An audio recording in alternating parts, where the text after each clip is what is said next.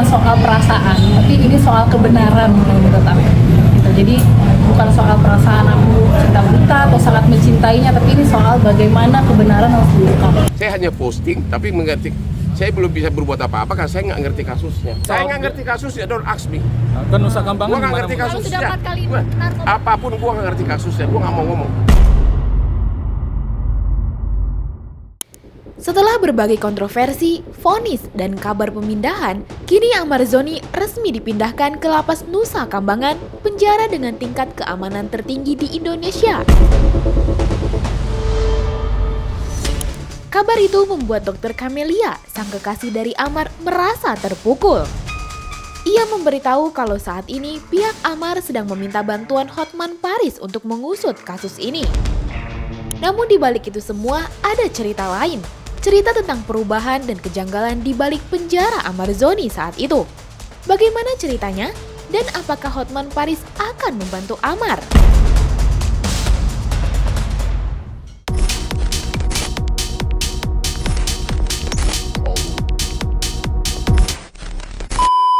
Beberapa hari lalu, publik dikejutkan dengan kabar pemindahan Amar Zoni dari Lapas Cipinang ke Nusa Kambangan.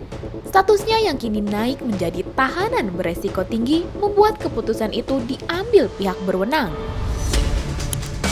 Namun keputusan tersebut langsung mengundang pertanyaan dan reaksi keras, terutama dari Dr. Camelia, kekasih Amar sendiri. Dengan nada tegas, Camelia menilai pemindahan itu sebagai keputusan yang tidak adil.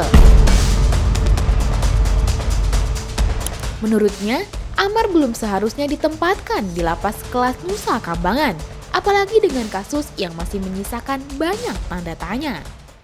Yang nggak nyangka shock juga karena nggak ada pemberitahuan apa-apa. Cuman Bang Amar sih pas ada berita dari Pak Menteri itu udah feeling sih, dan udah aku kuatin juga sebelum dia berangkat. Kaget lah, ngerasa nggak adil, kayak penjahat besar aja kesannya gitu ya. Jadi sangat disayangkan kan, dia kan juga punya anak yang harusnya tuh mereka pikirkan itu gitu, jangan terlalu dramatisir lah gitu. Kesannya Bang Amar kayak penjahat, siapa tuh bandar narkoba, Freddy Budiman gitu, apa sih barang buktinya juga nggak banyak gitu kan, nggak ada juga gitu di tempatnya Bang Amar. Jadi menurutku nggak adil sih. Bukan hanya kabar pemindahan yang membuat Camelia terpukul, namun juga cara publik memperlakukan kabar itu di dunia maya. Ia menyebut proses pemindahan Amar ke Nusa Kambangan seolah dijadikan tontonan dramatis oleh netizen.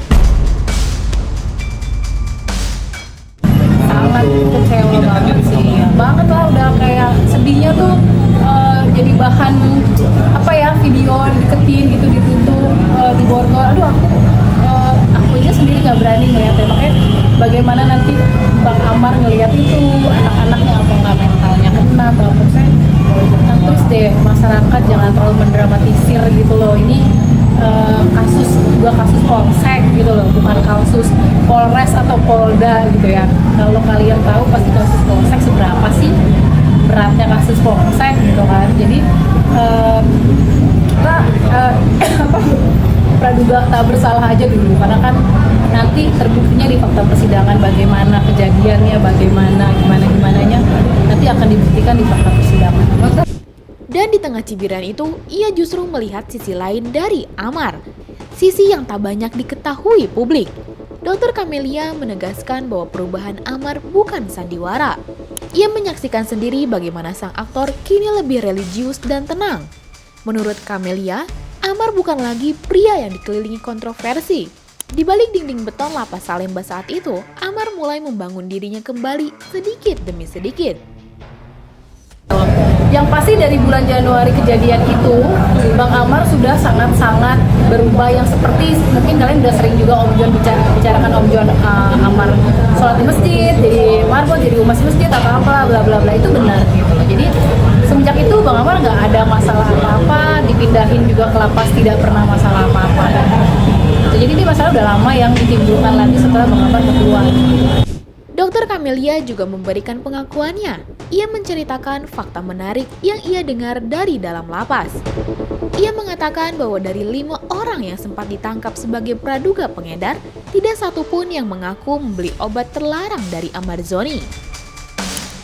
Dr. Camelia menyatakan orang yang mengedar adalah berinisial A. Namun sampai saat ini, sosok berinisial A itu masih menjadi misteri. Camelia berharap penyidik benar-benar membuka semua fakta tanpa pandang bulu. Ya intinya jadi ada para tersangka 5 itu, ya maksudnya praduga ini ya masih praduga gitu ya, kedapatan barang dan dia bilangnya salah satu dari 5 itu bilangnya dapatnya dari kamar Bang Amar, tapi mereka dari 5 itu mengaku kalau barangnya bukan beli dari Bang Amar, adalah inisialnya A. Tapi Amarnya sendiri ada interaksi mungkin dari orang luar kan mungkin ada dugaan. Nggak ada kan, nggak ada. Bang Amar juga nggak tahu pas saat digeledah di kamar Bang Amar nggak ditemukan apa-apa gitu. Jadi diketemukannya di 5 orang tersangka lainnya dan dia mengaku salah satu ya, tapi tidak semua. Salah satunya mengaku dapat dari di kamar Bang Amar gitu. Tapi orang 5 itu mengaku belinya bukan dengan Bang Amar, dengan inisial A. Di tengah badai pemberitaan dan ketidakpastian hukum, Dr. Camelia tetap berdiri di sisi Amar. Ia menegaskan bahwa hubungan mereka bukan sekedar simpati, melainkan sebuah komitmen untuk saling mendukung dalam kebenaran. Meski banyak yang meragukan ketulusan mereka, Camelia tetap teguh pada pendiriannya. Ia percaya kebenaran akan datang pada waktunya dan persidangan tengah dinantikan. Ya hubungannya kita kan udah sama-sama gede ya, jadi udah sama-sama dewasa, pernah gagal ya pasti berkomitmen. Tapi balik lagi, kalau untuk urusan jodoh, urusan Allah gitu kan. Berarti pacar ya? Ya kita udah gede ya, jadi kayaknya mungkin dia bilang pacar atau apa gitu ya. Tapi sejak kapan sih Istilahnya itu? berkomitmen lah. Komitmennya sejak kapan mungkin sama Amar? Dari bulan apa ya, aku lupa lah. Kan udah lama lah. Setahun ada dok? Ada setahun bulan. Setahun. Dok ngeliat kayak gini kan Amar dipilih sama Amar, dokter sendiri masih setia nggak sih dengan Amar gitu dok? Aku nggak ada perasaan sama Bang Amar, aku akan tetap mendukung Bang Amar gitu ya, karena ini bukan soal perasaan, tapi ini soal kebenaran menurut aku gitu. Jadi bukan soal perasaan aku cinta buta atau sangat mencintainya, tapi ini soal bagaimana kebenaran harus diungkap. Ini berat karena kan kita udah happy banget, mau bebas, banyak planning yang harus kita udah mau gitu susun gitu ya planningnya gitu. Cuman ada masalah gini, tapi balik lagi serahin aja semuanya sama yang di atas, ikhlasin aja, insya Allah dipermudah sama Allah. Kasus ini, menurutnya, menyimpan banyak kejanggalan dan butuh orang yang berani mengungkapnya. Nama Hotman Paris kemudian ikut terseret dalam kisah ini. Bukan sebagai pihak yang terlibat, melainkan sebagai sosok yang diminta memberikan bantuan hukum oleh pihak Amar.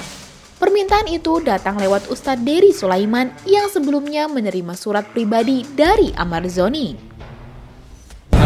Ya karena banyak kejanggalan mungkin kalau secara hukum, nanti yang jelasin tetap Komdo, saya nggak ngerti, tapi pribadi saya dan keluarganya Bang Amar ya emang banyak kejanggalan sih dalam kasus ini. Kita kan mau cari solusi langkah hukum apa yang pertama yang harus kita ambil. Udah kemarin kita juga habis ketemu malam di apartemennya Om John untuk meeting apa aja yang harus kita lakukan, langkah-langkah apa aja, langkah-langkah hukum apa aja gitu. Namun, Hotman menegaskan bahwa dirinya belum bisa memastikan akan membela Amar atau tidak, karena belum mempelajari berkas dan fakta hukumnya.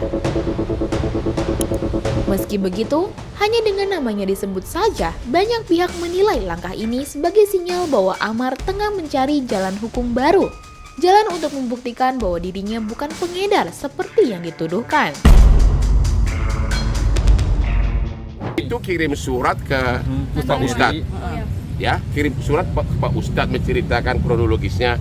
Pak Ustadz terus minta tolong saya, tapi kan saya belum mengerti kasusnya, jadi saya nggak, saya hanya posting, tapi mengerti, saya belum bisa berbuat apa-apa karena saya nggak ngerti kasusnya. Itu aja. Jadi si Pak Ustadz minta tolong saya agar bersuara. Ya saya bilang saya hanya bisa dulu hanya sekedar memposting, tapi untuk mengerti substansi saya nggak bisa komen karena saya nggak ngerti kasusnya gitu loh. Saya kan bukan seperti si Rasman main gitu. Ya, Tapi kan kasusnya soal ini, Bang. saya Soal nggak ngerti kasusnya, don't ask me. kan Nusa Kambangan Gua nggak gimana, ngerti Bang? Kalau kasusnya. sudah 4 kali Wah, narkoba. apapun gua nggak ngerti kasusnya, gua nggak mau ngomong. Tapi kalau kayak gini dari Ya, gua nggak ngerti kasusnya, apakah ada dasarnya, apakah saya nggak tahu. Jadi don't ask me. dasarnya kan dia mengedarkan, diduga mengedarkan. Saya nggak ngerti kasusnya, jangan tanya gua gimana sih. Bang, tapi Hotman 911 akan membuka peluang untuk membantu. Saya belum tahu, karena saya belum tahu, makanya saya belum mengerti kasus, makanya saya nggak bisa komen. Apalagi ini kan narkoba. Saya karena persahabatan dengan Pak Ustadz ya saya posting, tapi detailnya saya nggak tahu, jadi nggak bisa komen. Ya, udah. Tapi ada komunikasi sampai sekarang sama Ustadz Apa? Dery? Ada komunikasi nggak? sama Ustadz Dery nggak? Ustadz Dery. Apa? Ada komunikasi sama Oh, Ustadz Dery. baru sekali telepon, habis itu belum ada. Berarti jawaban Abang untuk Ya saya bilang saya hanya posting, saya pelajari dulu. Oke? Berarti belum. You ngerti nggak bahasa Indonesia? Berarti belum tahu ke depannya seperti apa ya, Ya Bang? udah ngerti, saya ngerti, kalau no comment. Oke? Ya, udah. Di balik jeruji besi Nusa Kambangan, masih ada suara yang percaya pada Amarzoni. Bagi Dr. Camelia, ini bukan sekedar kisah cinta, melainkan perjuangan membela seseorang yang ia yakini belum sepenuhnya mendapatkan keadilan. Ia ingin mengungkap kebenaran. Bagaimana menurut kamu? Apakah Amarzoni sebenarnya bukan pengedar? Dan maukah Hotman Paris membantunya? Coba tulis pendapat kamu di kolom komentar ya. Jangan lupa subscribe, like, dan share video ini supaya makin banyak yang tahu sisi lain dari berita yang viral. Sampai jumpa di kupas tuntas berita hiburan selanjutnya bersama Igini.